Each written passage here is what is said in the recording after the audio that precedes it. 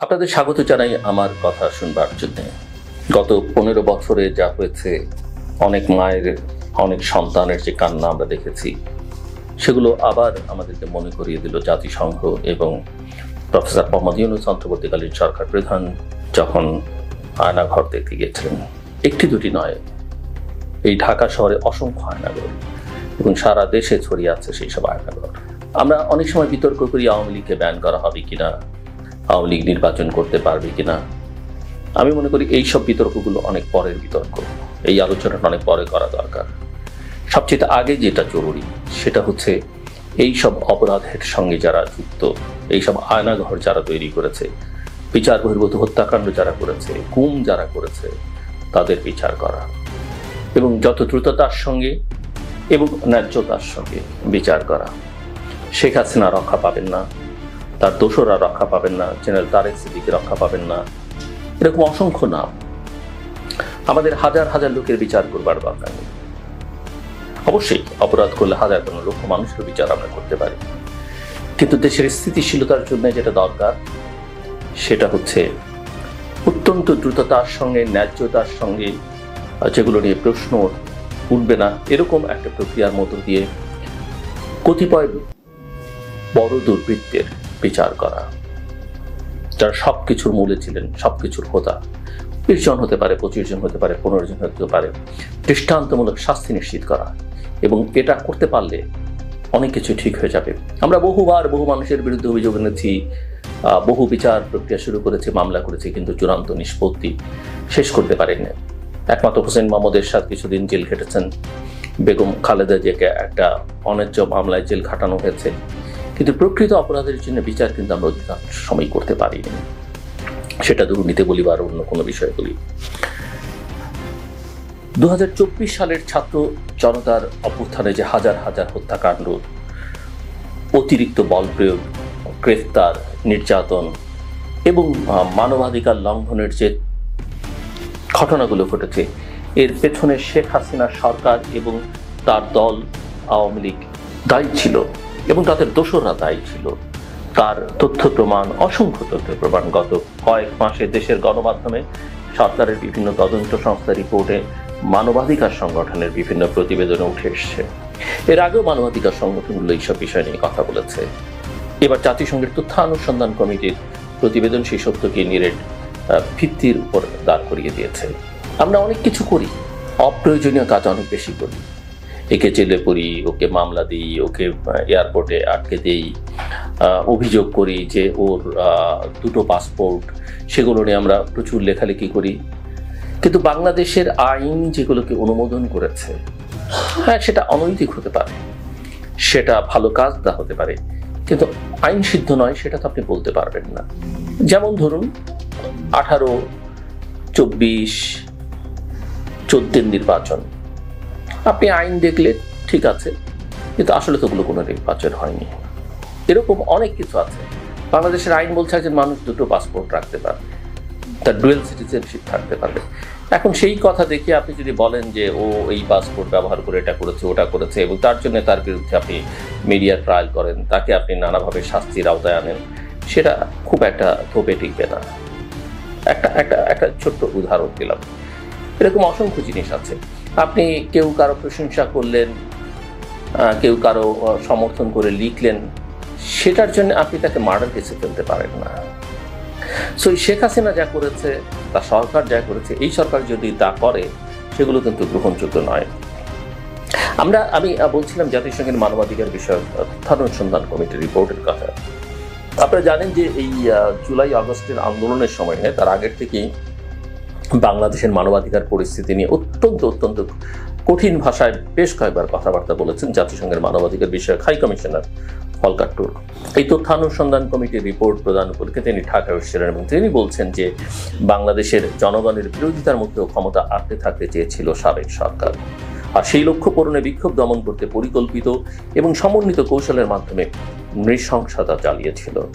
তার এই অভিমত অত্যন্ত যৌক্তিক, ভলকার টার্কের এই অভিমত।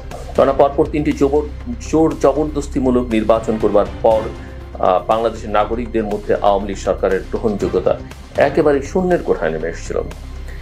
এবং প্রচুর পরিসংখ্যান আমরা দেখেছি এই সময়টাতে, এই যে কি হয়েছে না হয়েছে সেগুলো নিয়ে। বাংলাদেশ সরকারের পরিসংখ্যান আর জাতিসংঘের পরিসংখ্যানের মধ্যে একটা আকাশ পাতাল পার্থক্য আছে। জাতিসংঘ অনেক বেশি হত্যাকাণ্ড দেখিয়েছে যেটা বাংলাদেশ সরকার দেখাতে পারেনি, অথচ আমাদের একেবারে নির্ভেজাল একটা রিপোর্ট হওয়ার কথা উচিত ছিল। কতজন আহত হয়েছিল এই আন্দোলনে, কতজন জীবন দিয়েছে, আমরা সেটা করতে পারিনি। আমরা অন্য কিছু নিয়ে ব্যস্ত ছিলাম। আমরা বলতে সরকারকে বোঝাচ্ছি। সো এই যে নানা পরিসংখ্যান যেগুলো আমরা দেখছি, বিশেষ করে আমরা যদি জাতিসংঘের তথ্যানুসন্ধান কমিটির রিপোর্ট দেখি, এইসব তথ্যপাত্য পরিসংখ্যান অপরাধের ভয়াবহতা এবং স্মৃতিকেই শুধু প্রকাশ করে না, অভ্যুত্থানের যে গুরুতর মানবাধিকার লঙ্ঘনের ঘটনা প্রবাহের বিশ্বাসযোগ্য একটা তথ্য প্রমাণকেও কিন্তু হাজির করে। মিস্টার ফলকার অপরাধীদের ফেরাতে দেশে ফেরাবার জন্য, বাংলাদেশে ফেরাবার জন্য ইউনিভার্সাল জুরিসডিকশনের প্রয়োগ, আইসিসিতে অনুরোধ জানানোর কথা বলেছেন।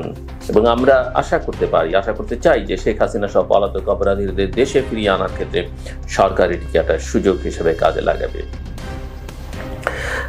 জাতিসংঘের প্রতিবেদনে র্যাব এবং এনটিএমসিকে বিলুপ্ত করা, অবাধ নির্বাচনের সহায়ক পরিবেশ তৈরি করা, রাজনৈতিক দলকে নিষিদ্ধ না করা সহ 50টির মতো সুপারিশ দিয়েছে, অর্থাৎ তারা আওয়ামী লীগকে নিষিদ্ধ করতে না বলছে। কিন্তু এই যে আমরা সংস্কারের কথা বলি, আমাদের সরকার যে এত সংস্কারের কথা বলে, তারা কি র্যাবকে বিলুপ্ত করবে? কোন উদ্যোগ নিয়েছে? এনটিএমসিকে তারা বিলুপ্ত করবে? কোন উদ্যোগ নিয়েছে? এগুলো হচ্ছে সংস্কার।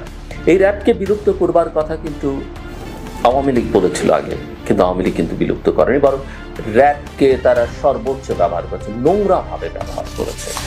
এবং রাজনৈতিক দল, যেটা আমি বলছিলাম শুরুতেই যে রাজনৈতিক দল নিষিদ্ধ করবার কথা, সেগুলো অনেক পরের কথা এবং সেটাকে আপনার প্রমাণ করতে হবে। মানে খুব সহজ সাধ্য কাজ নয়, কিন্তু জাতিসংঘ সেটাকে, আমি যে কথা বলছি সেটা সমর্থনের কথা বলেছে। এবং যে কারণে আমি বলছি যে আমি কি করলাম তার চেয়ে বড় কথা যে বিশ্ব এবং দেশের মানুষ কিভাবে সেটাকে নিচ্ছে সেটা আপনাকে বিবেচনা করতে হবে। এবং রাজনৈতিক দলকে নিষিদ্ধ করা, এখন এই মুহূর্তে যেহেতু আওয়ামী লীগকে নিষিদ্ধ করবার কথা বলা হচ্ছে এবং ভোটারদের একটি অংশকে ভোটাধিকার থেকে বঞ্চিত করা সহ গণতন্ত্রকে ক্ষতিগ্রস্ত করে এমন সিদ্ধান্ত এড়িয়ে চলতে বাংলাদেশ সরকারকে পরামর্শ দিয়েছে জাতিসংঘের মানবাধিকার সংস্থা। জাতিসংঘ বলছে যে রাজনৈতিক দলকে নিষিদ্ধ করা সত্যিকারের বহুদলীয় গণতন্ত্র কোনো প্রতিষ্ঠাকে ক্ষুণ্ণ করবে এবং বাংলাদেশের ভোটারদের একটি বড় অংশকে কার্যকরভাবে ভোটাধিকার থেকে বঞ্চিত করবে। আমি জানি ব্যান করা হোক কি মানা হোক, আওয়ামী লীগের প্রার্থী পাওয়া, আওয়ামী লীগের নির্বাচনে অংশ নেওয়ার জন্য ক্যান্ডিডেট পাওয়া কঠিন হয়ে দাঁড়াবে, কিন্তু আওয়ামী লীগের কিন্তু বহু ভোটার আছে, কোনো প্রাপ্তি ছাড়াই বহু ভোটার আছে, সে ভোট দেবেই আওয়ামী লীগকে, আপনি ঠিকই রাখতে পারবেন না। এবং সমাজে কিছু কিছু গোষ্ঠী আছে তারা যে কোনো পরিস্থিতিতে, এমনকি আওয়ামী লীগ দ্বারা তারা নির্যাতিত হলেও আওয়ামী লীগকে ভোট দেবেন, এটা তাদের বিশ্বাস, এটা তাদের ভালোবাসা। আপনি কী করবেন? অনেক মানুষ আছে না সংসারে, দেখবেন যে হাজব্যান্ডরা বউ পিটায়, বউরা তারপরে বছরের পর বছর জীবন পার করতে ওই হাজব্যান্ডের সঙ্গে তার সঙ্গে সংসার করে, এরকমই মনে করেন আপনি। সো জাতিসংঘের মানবাধিকার সংস্থার পরামর্শ এসেছে এমন সময় যখন প্রফেসর মোহাম্মদ ইউনূসের নেতৃত্বাধীন অন্তর্বর্তীকালীন সরকারের ভেতর থেকে আওয়ামী লীগকে নিষিদ্ধ করবার কথা বলা হচ্ছে এবং বেশ কয়েকজন উপদেষ্টা ইতিমধ্যেই নানা সময় এই কথাগুলো বলছেন এবং তারা বলছেন যে আওয়ামী লীগকে নিষিদ্ধ করবার পদক্ষেপ তারা খুব শীঘ্রই নেবেন। এবং একথাও তারা বলছেন যে অন্যান্য সকল রাজনৈতিক দলের মধ্যে ঐক্যমত হয়েছে, কিন্তু আমরা দেখেছি অন্যান্য, এমনকি বিএনপিও এই বিষয়ে খুব একটা যে ইচ্ছুক সেটা আমার কাছে মনে হয় না নিষিদ্ধ করবার ব্যাপারে। কিন্তু এই ন্যারেটিভগুলো হাজির করা হচ্ছে যে রাজনৈতিক দলগুলোর মধ্যে একটা ঐকমত্য হয়েছে।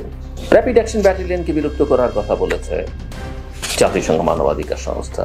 আমি মনে করি র্যাবকে বিলুপ্ত করে ফেলা উচিত, কারণ র্যাবের মধ্যে এবং সামরিক বাহিনীর সদস্যরা যারা র্যাবে আসেন এবং সেখানে যে ক্রিয়াকর্মে তারা যুক্ত হন, তাতে করে র্যাব প্রশ্নের মুখে পড়ে। শুধু র্যাব না, আমাদের সশস্ত্র বাহিনীর প্রশ্নের মুখে পড়ে।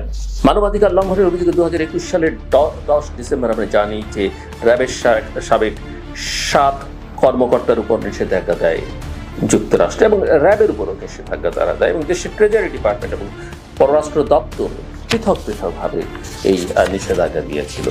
সো আমি মনে করি যে অনতি বিলম্বে সরকার যদি মিনিংফুল কিছু করতে চায়, সরকার যদি সংস্কার করতে চায়, তাহলে তাকে আসলে এই সব কাজগুলো করতে হবে এবং এই কাজগুলি আসলে প্রকৃত কাজ এবং যেটা নিয়ে রাজনৈতিক মহলে কোনো বিতর্ক তৈরি হবে না। আমার কথা শুনবার জন্য আপনাদের অসংখ্য ধন্যবাদ। আপনাদের সবার জন্য শুভ।